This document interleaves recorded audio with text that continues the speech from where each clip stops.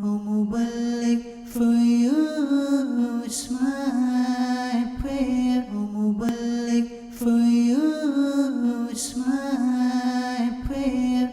May you keep ascending success stair. O Mubarak, for you it's my prayer. May you keep ascending success stair. Alhamdulillahi Rabbil Alameen. Wassalatu wassalamu ala Sayyidil Mursaleen. Amma ba'd. A'udhu billahi minash shaitanir rajim. Bismillahir Rahmanir Rahim. Please repeat after me. As-salatu wassalamu alayka ya Rasulallah. Wa ala alika wa ashabika ya Habiballah. As-salatu wassalamu alayka ya Nabi Allah. Wa ala alika wa ashabika ya Nur Allah. Please also repeat after me. Nawaitu sunnat al-aitikaf. My dear Islam brothers, there are many blessings in reciting Durud Pak upon the Prophet of Allah sallallahu ta'ala alayhi wasallam. The Prophet of Allah sallallahu ta'ala alayhi wasallam reported to have said that indeed he who recites Durud Pak upon me the most will be closest to me on the Day of Judgment. Subhanallah. What more do we want? What more do we want? We all want to be close to the Prophet of Allah sallallahu ta'ala alayhi wasallam. The renowned commentator of the Quran, Mufti Ahmad Yar Khan Nahimi rahmatullahi ta'ala stated in regards to this blessed hadith that the most peaceful person in the hereafter will be the one who is in the company of the Prophet of Allah sallallahu ta'ala wasallam. And the source of obtaining the blessed companionship of the Prophet of Allah sallallahu ta'ala wasallam is by sending Durud Pak upon the Prophet of Allah sallallahu ta'ala. So we should all make a habit of reciting Durud Pak upon the Prophet of Allah sallallahu ta'ala wasallam. We should not waste whatever time we have. Sometimes we have a lot of time where we're waiting for something. We're waiting for a job. We're waiting for a customer. We're waiting to be seen. All this waiting time should not be wasted time. Use this waiting time by sending Durud Pak upon the Prophet of Allah sallallahu alaihi wasallam. And who knows, the extra Durud Pak that you recite today might make all the difference on the Day of Judgment. Sallu ala al-Habib sallallahu alaihi. My dear Islamic brothers, it is stated on page 16 of a 165-page book named Rayakari, which is translated as Ostentation, published by Maktabat al-Madina, the publishing department of Dawat Islami, that a person humbly asked in the court of our beloved Prophet of Allah sallallahu ta'ala wasallam, Ya Rasulullah sallallahu ta'ala wasallam, what will help me attain salvation on the Day of Judgment? What do I need to do to attain salvation on that day? The Prophet of Allah sallallahu ta'ala wasallam replied, do not be dishonest with Allah Azza wa Jalla. Do not be dishonest with Allah Azza wa Jalla. The companion replied, Ya Rasulullah sallallahu alaihi wasallam, how is this possible? How can a person be dishonest with Allah? How is it possible that we can be dishonest with Allah Azza wa Jalla? The Prophet of Allah sallallahu alaihi wasallam replied, it is when you carry out a command, you carry an act, when you do something that is a command of Allah Azza wa Jalla or a command of the Prophet of Allah sallallahu alaihi wasallam, but you do it not for the pleasure of Allah Azza wa Jalla, not for the pleasure of the Prophet of Allah sallallahu alaihi wasallam, but you do it for the pleasure of others. And that person, he will be the person who will be dishonest on the Day of Judgment. And the Prophet of Allah sallallahu alaihi wasallam says, protect yourself from this. This is called ostentation, showing off. By showing off that I'm doing something just to show off to people. And the Prophet of Allah sallallahu alaihi wasallam, protect yourself from this, because this is a form of shirk. On the Day of Judgment, the ostentatious person will be called out in front of the people with 4 names. O evil one, O deceitful person, O disbeliever, O the one in loss. May Allah Azza wa Jal spoil your deeds and destroy your rewards. There is no share for you today. O deceiving one, go and seek your reward from that person for whom you performed your deeds. If you perform your deeds for somebody else, go and get the reward from that person. If you perform your deeds to show off to such and such person, go and get your reward from that person. My dear Islam brothers, we need to think about this. From this narration, we can see that if we perform our deeds to show off, then we will be deeply ashamed on the Day of Judgment. Our nafs and shaitan, first of all, doesn't let us perform good deeds. It's hard We all know it's hard to perform good deeds. Yeah? Shaitan doesn't want you to perform good deeds. Your nafs doesn't want you to perform good deeds. But then, if you can overcome that, if you can overcome the whispers of shaitan, if you can overcome that nafs inside you that doesn't want to do it, then shaitan doesn't give up. Then what he'll try to do, he'll make you try and do it for a different intention. That you're doing it to show off to people. You're doing it for, that so that you can tell people that I'm such a pious person, I'm such a great person. You'll tell people that, I fast. Other than the month of Ramadan, I make voluntary fasts. I pray tahajjud. I do so much zikr. I recite so much Durud Pak upon the Prophet of Allah sallallahu alaihi wasallam. I carry a tasbih around me so that people can see how pious I am. What is your intention, my dear Islamic brothers? If your intention is to show off to somebody, to show such and such person that you are pious, then go and get the reward from that person. Allah Azza wa Jalla is saying that go and get the reward from that person on the Day of Judgment. You will not get the reward from Allah Azza wa Jalla. So we need to ask ourselves, we need to carefully examine what we are doing on a day-to-day basis. I'd just like to quote a few ayats of the Quran, the translation of a few ayats of the Quran regarding this topic. It is narrated in the Quran in Surah Hud, verse 15. And I'll give you the translation from Kanzul Iman. Whoever desires the life of this world and its pleasures, we shall give them the full reward for the deeds in it, and will not make any reduction of it. In regards to this particular hadith, it is said that ostentation, those people that are showing off, are given the reward of the good deeds in this dunya. And they'll not get any cruelty, they'll get it in this dunya. If their intention is here, they'll get it here. And we need to ask ourselves, what is our intention when we do things? In another verse of the Quran, Surah Al-Baqarah, verse 264, I'll give you the translation from Kanzul Iman. O you who believe, do not invalidate your charity by boasting of a favor and causing injury, like the one who spends his wealth for people to see, and does not believe in Allah Azza wa Jal and the last day. His example is similar to that of a rock covered with dust, and hard rain fell on it, leaving it as a bare rock. They shall get no control of it. They'll not get any benefit of anything that they've earned. And Allah does not guide the people who disbelieve. With regards to this verse, Sayyid Muhammad Naimuddin Murabadi Rahmatullahi Ta'ala has stated that the way a hypocrite does not aim to get the pleasure of Allah Azza wa Jal, he wastes his wealth by spending it on showing off. Similarly, you should not waste the reward of your sadaqah by expressing your favors and hurting others. And with regards to the verse, it talks about that the hard rain is falling on a rock. The rock, all that happens is the dust is removed, but the rock remains the same. It doesn't go soft. It doesn't absorb any of the water. It just remains the same. We need to ask ourselves, what is our intention? We see that unfortunately, I was at one masjid where the Imam Sahib on the Friday prayers, he made an elan. He said that for the last 5 or 6 weeks, I've stopped making elan of those people that have given money. When you go to the masjid at Jummah time, they say, oh, such and such body is given £20, such and such body is given £30, such and such body is given £40.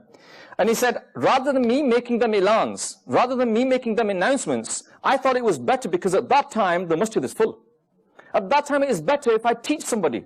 If I teach a sunnah of the Prophet of Allah sallallahu alaihi wasallam, if I tell somebody a certain masail, if I tell somebody a certain problem, the solution to it. So I thought it's better to use that time. But unfortunately, the masjid funding has gone down.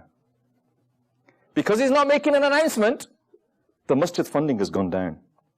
My dear Islamic brothers, on the Day of Judgment, everybody should be worried about their own deeds. Because that is a critical time for us. We may think that we've got a lot of deeds.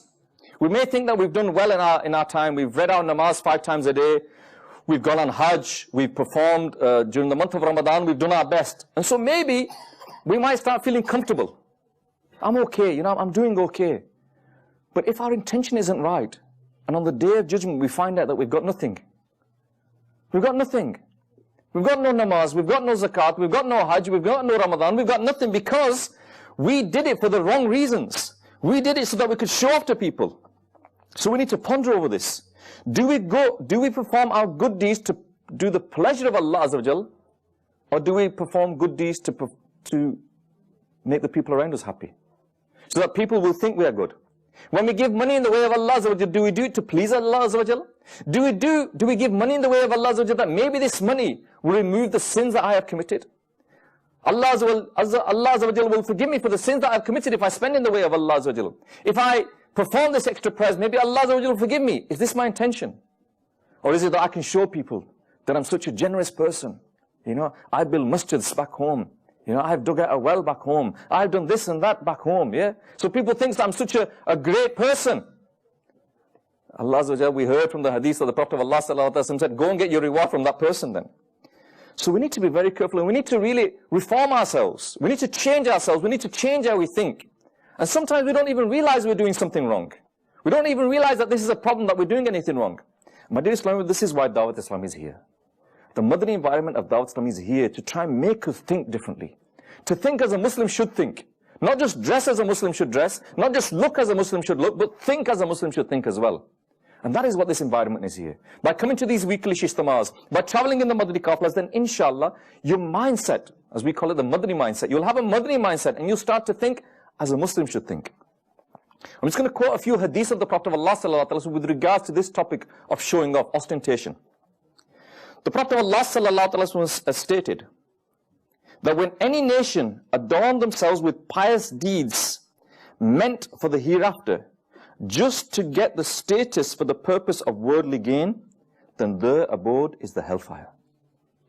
So if we do any good deeds for worldly gain, if we do any good deeds so that, I can get a better business, or, if I do something good, people think good of me and they'll get close to me, and then I can do this and I can do this and I can get this position and I can move up politically, or I can get this business going. If I do it for any worldly gain, the Prophet of Allah Sallallahu Alaihi Wasallam said that if you perform them good deeds, they may appear to be good deeds. I might look at them, we might look at them and think they're good deeds, but if you do them not for the pleasure of Allah Azza wa Jal, then your abode is the hellfire. The Prophet of Allah Sallallahu Alaihi Wasallam said that Allah has made Jannat haram for the people that have this ostentation in them, that show off the good deeds. Jannat is haram for them people. Amir al-Mu'mineen Sayyidina Umar Farooq radiyallahu ta'ala once saw Sayyidina Muaz radiyallahu ta'ala weeping, and he asked the reason. And Sayyidina Muaz radiyallahu ta'ala replied that I've heard this hadith from the Blessed of Allah Sallallahu Alaihi Wasallam that minor ostentation is shirk. Performing deeds for the pleasure of somebody else, not for the pleasure of Allah Azza wa Jal, is a minor form of shirk. There is another hadith in which the Prophet of Allah Sallallahu Alaihi Wasallam has told us that the fragrance of heaven can be smelled from a distance of 500 years. But the one who decides the world with the deeds of the hereafter will be denied this blessing.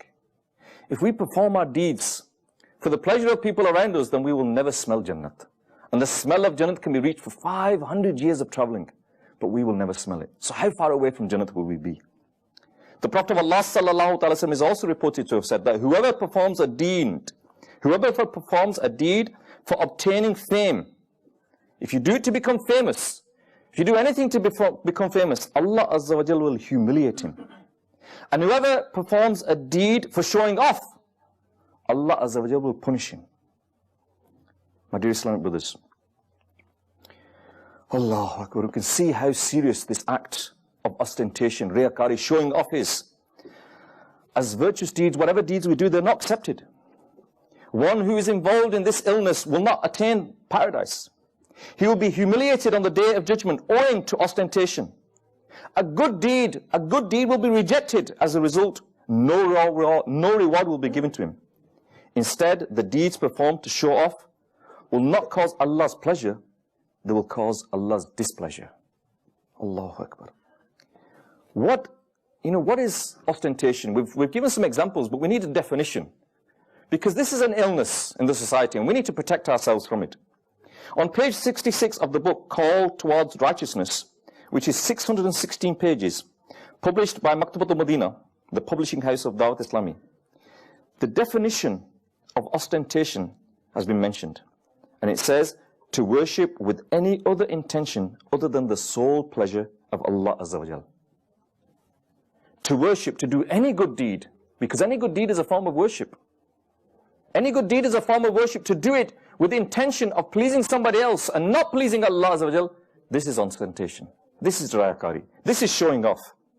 In other words, ostentation is to worship with the intention of impressing people with that worship so that that ostentation person can acquire financial benefit or favors from them, or be praised by them, or be considered pious, or treated with respect by them. So if I, do extra nafil prayers, after the Isha prayer tonight, we're all getting ready to go, and I'm sitting there praying extra nafils, and you might think, wow, this guy is really pious. Yeah, what a pious person is he. Yeah, we're all eating, we're all going home, and he's sitting there performing all these nafil prayers, yeah? But as soon as you walk out the door, nobody's here. Okay, I'm off now. Because I was only doing it to show off to you. Yeah, because these sort of acts, these acts of ibadat, you can do at home. I don't need to do them in front of you. Yeah? So if I really am sincere, then I should do these acts at home when nobody's watching. So I'm going to give you some examples now. Some examples of riyakari, some examples of ostentation. Remember this, my dear Islamic brothers. That if somebody, the example I just gave you now, if somebody is doing something, it's not up to us to look into their heart. Yeah? We shouldn't say, oh, he's showing off. Yeah? We shouldn't say this. We shouldn't even think this. Because to be suspicious of somebody is also a sin. Suspicion is also a sin. So if somebody is doing something, if somebody is doing extra ibadat, if somebody is spending in the way of Allah Azza wa Jal, if somebody is doing extra nafils, if somebody is doing extra fast and we find out about it, and even if that person is telling me, then it's not up to me to decide whether this is riyakari. It's not up to me to decide whether this is ostentation. Yeah? We should not have suspicion. There's two things, suspicion, and there's a term called husn zan. And what husn zan means is having a positive outlook on things. To think positively about somebody. So if you have suspicions about somebody, there is no good in it. You'll not get any benefit. If you are suspicious of someone's actions, if you are suspicious of what somebody's doing with their money, if you are suspicious of what people are doing on a day-to-day basis, you will not get any benefit.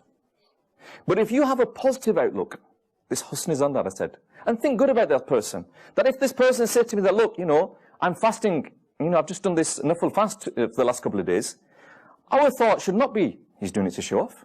He's showing me that, how pious he is. No, our intention, because listen, suspicion is no benefit to me. Our intention should be to look at that person and think, well, he's telling me that, so maybe, yes, it is possible to fast during this month. These days aren't that long. So yeah, if he can do it, then I can do it. Yeah, we should take it as a positive output. If we see somebody spending in the way of Allah, then we should think, okay, well, maybe I should do it as well. He's maybe trying to make me think that, I should do this as well. If he's doing extra nafils and, and he's doing it, and I'm stronger than him, I'm fitter than him, then I can do it as well. So we should always think positively about somebody.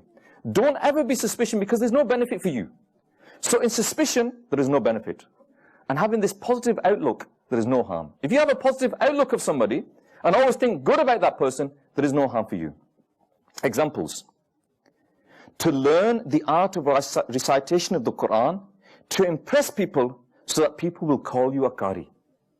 If we have the Balaghan classes where you can come and learn to read the Quran with tajweed. If you come and attend that class, so that once you've learned it, you can go home or you can go places and you can recite the Quran and people think, MashaAllah, Subhanallah, you're a qari. MashaAllah. If that is our intention, if my intention is to learn the Quran and to improve my recitation so that people will say, oh, MashaAllah, Subhanallah, what a beautiful recitation, then there's no reward in that. And that again is riyakari, that is ostentation. To maintain the voice and other rules of recitation during ishtamat according to the number of attendees so that they will get impressed. So that if there's a few people here, and I'm reciting a naat, and if there's a few people here and I recite it with a low voice, but all of a sudden there's 500 people here. So now when I'm doing a naat, reciting a naat, I'll recite it, a little bit more extra strength inside my voice. I'll get a longer one, and I'll show people that I'm a really good naat khan. Or when the tilawat is at the beginning, and people, depending on how many people, if there's a lot of people here, I'll make the tilawat a bit longer, I'll raise my voice up, I'll pause at times, I'll show people that I'm a good qari, I'm a good naat khan. This again is a form of ostentation. To use demeaning words on oneself, such as, oh, I'm a very sinful person, I've committed so many sins in my life, I've done no good in my life, I'm not a very good person. So that the other person thinks, oh wow, what a humble person this is, He's so humble, I know that this person, he reads his namaz 5 times a day, And he goes to the masjid all the time, but he's so humble, So if my intention is so that people will think I'm humble, I'm such that sort of a person, then again, this is a form of ostentation. If you meet people with intention, again, this is all on intention. Everything's to do with intention. These acts are not wrong. To recite a naat with a live is not wrong. Yeah. If you tell people that you are a sinner with the right intention is not wrong. Yeah. But we need to ask ourselves, is my intention correct? What is my intention? If you meet people warmly and politely, yeah, if I meet you and I hug you and I give you a hug and yeah, mashallah, how are you, yeah, so that people will say, mashallah, he's such a good person, such a well-mannered social person, yeah, he's socially well-mannered person, that he meets people really nice. If that's my intention, yeah, that people will think this about me, then I am wrong. Subsequently, if I meet people with that intention that, look, they come closer to me with brotherly love and this and that is my intention, then there's nothing wrong with this. So again, the action is the same, but the intention is different. To say such sentences to impress others, that, oh, I'm very scared of committing sins, I'm in constant fear of losing my iman, what will happen to me in that grave, how can I face Allah Azza wa Jalla on the Day of Judgment, yeah? Now, there's nothing wrong with these statements. But if I say them with this intention that people will look at me and think, oh, he's such a pious person, he's got so much taqwa, he's got so much fear of Allah Azza wa Jalla that he's constantly thinking about the grave, he's constantly thinking about the Day of Judgment, what a pious person, what a good person that person is. If my intention, when I say these statements, is that people will think this about me, this is a form of ostentation. To utter such sentences is to give the impression that I am pious. That I'm like a Sufi type person. Oh, I don't associate myself with rich people. I don't associate myself with these big people. I'm like a Sufi type person. I just keep myself to myself. And if that it's again your intention. What is your intention when you're saying these things? When you meet somebody who has a problem, who is ill, and you have a sad look on your face, yeah? And you have a sad look on your face so that people will think that you're very kind-hearted, yeah? Again, why have you got that sad look on your face? I mean, you are genuinely sad. You can be genuinely sad. There's nothing wrong in having this sad look. May I make this clear? There's nothing wrong with having this sad look on your face. But if this sad look on your face is for dunya, that if you go to a namaz-e-janazah, why are you going to a namaz-e-janazah? And you see many, many times that when there's a namaz-e-janazah, yeah, the masjid is full.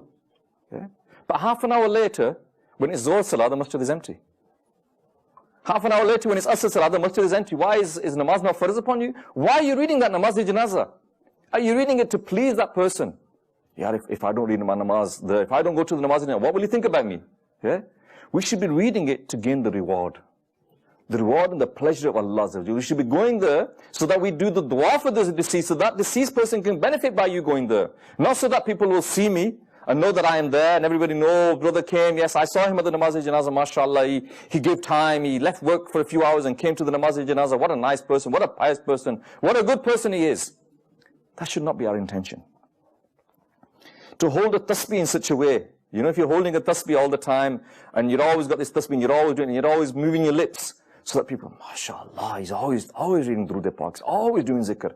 If your intention, again, there's nothing wrong with this. If your intention is to show off that I'm always doing zikr, then this is wrong. But if your intention, again, if you are holding a tasbih and you are reading Durud Pak and you're doing it in front of people and trying to make them realize that they can also do it with a good intention, look, I can do it, you can do it as well. Yeah? Don't waste this time. We're walking from here to the car. Whilst I'm walking from here to the car, I can recite Durud Pak 100 times. Whilst I'm walking from here to home, I can recite Durud Pak 300 times. Whilst I get in the morning and I'm going to work, I can recite Durud Pak 300-400 times. If this is my intention, to let people, to encourage people to do it, then there's nothing wrong. But if my intention is to make people think, oh, what a nice person, what a pious person, what a neck person he is, that all the time he's got a tasbih in his hand. Allahu Akbar.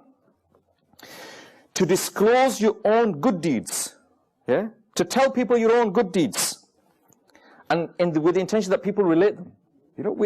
It's unfortunate nowadays, as Muslims, we always remember our good deeds. Oh, I went on Hajj in 1973. I went on Umrah in 1982. I sat in Itikaf in 1999.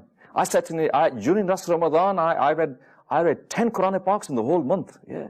We remember all our good deeds. But unfortunately, we don't remember our sins. We don't remember the sins that we committed today, but we can remember we went on Hajj in 1983. We can remember that we went in Itikaf in 1999. We can remember all these things that happened 20, 30, 40 years ago. Can't remember the sins that we committed today. And then we tell people, Yes, I went on Hajj in 83, 86, 92, 94. Oh, Allah's blessed me that I've been able to go on Hajj every year. Okay, what is your intention in telling people? Why are you telling people?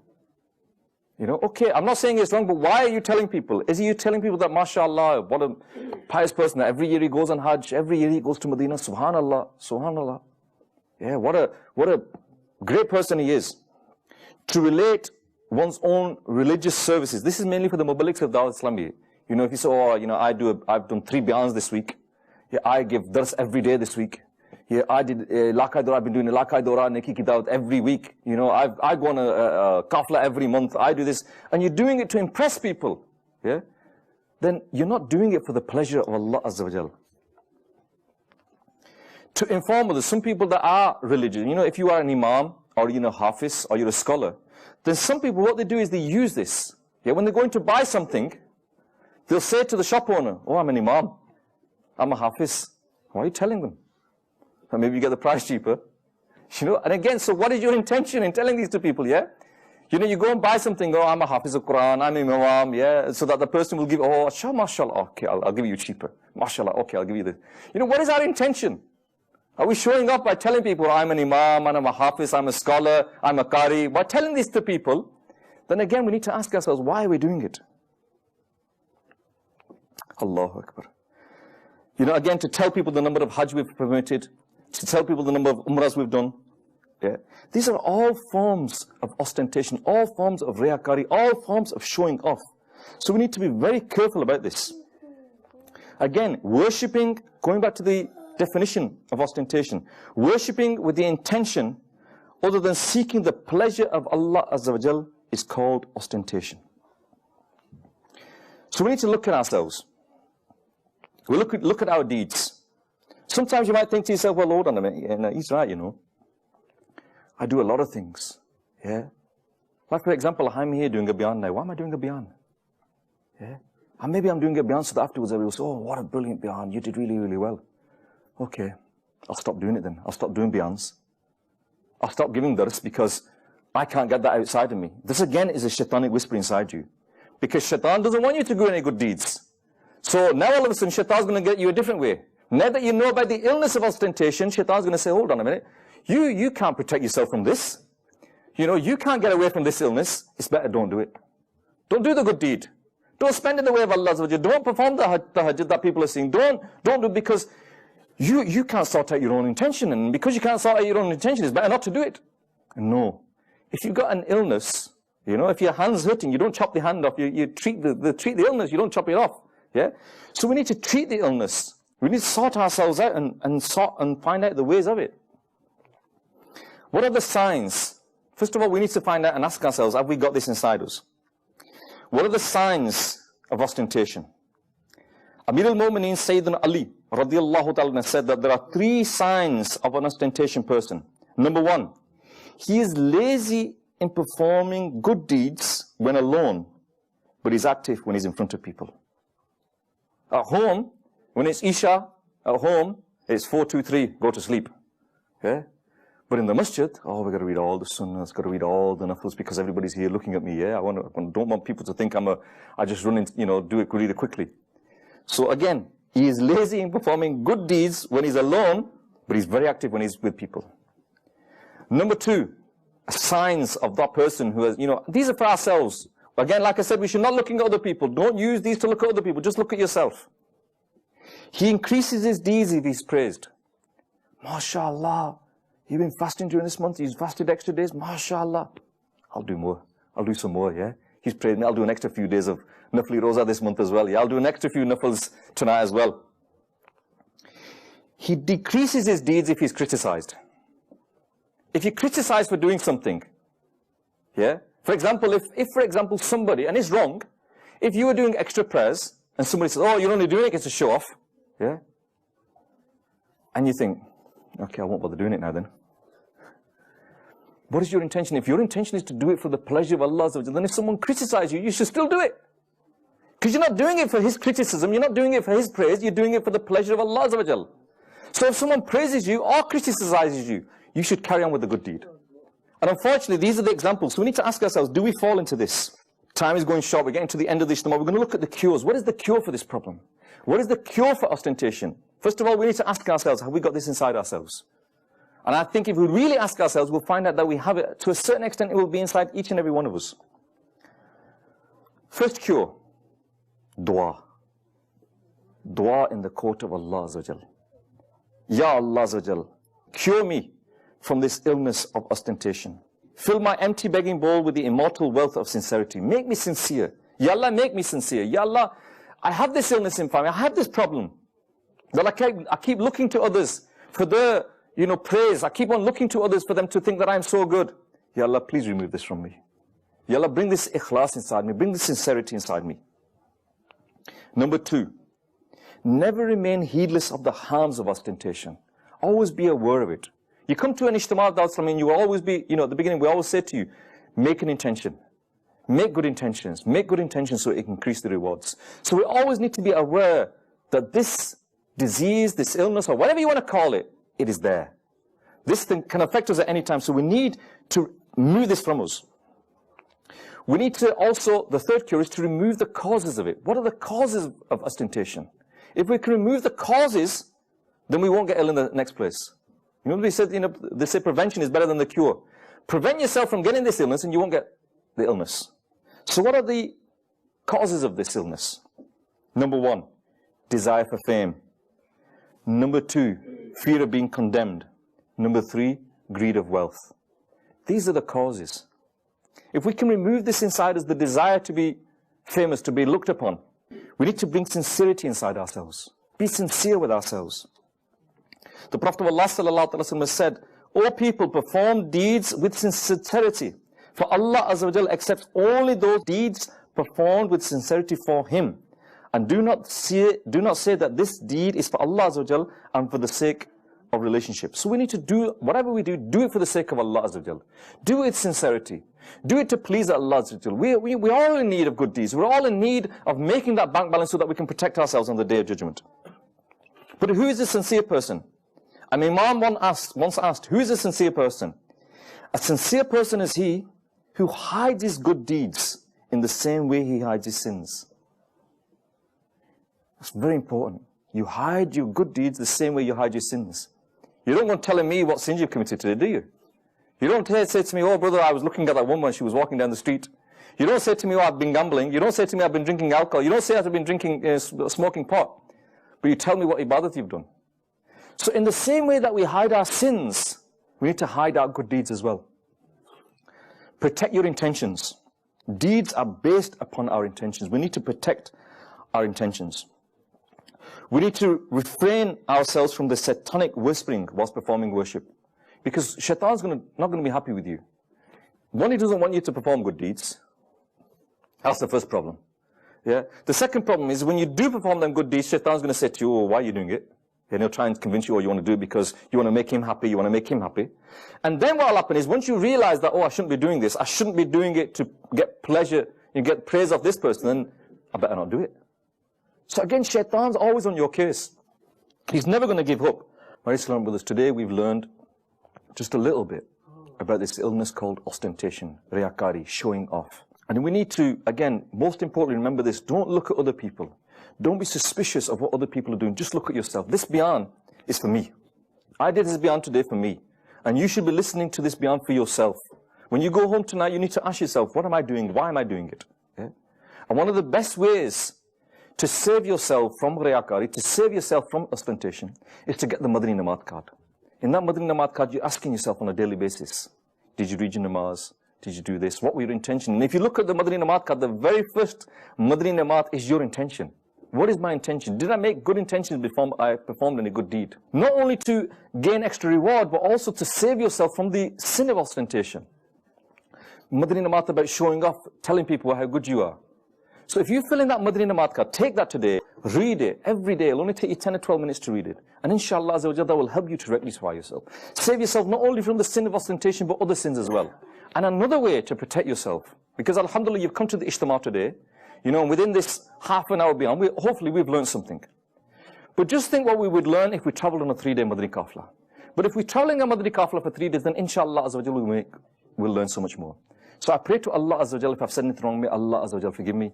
And I pray to Allah Azza wa Jal that Allah Azza wa Jal first and foremost give me the ability to protect myself from this illness of riyakari, of ostentation, and also all of us to protect ourselves from this illness and to pass this message on to others so that other people can benefit as well. Ameen bi jahi nabi al-amin. Sallu ala al-habib. Sallallahu ala Muhammad. O Muballigh, for you is my prayer. O Muballigh, for you is my prayer. May you keep us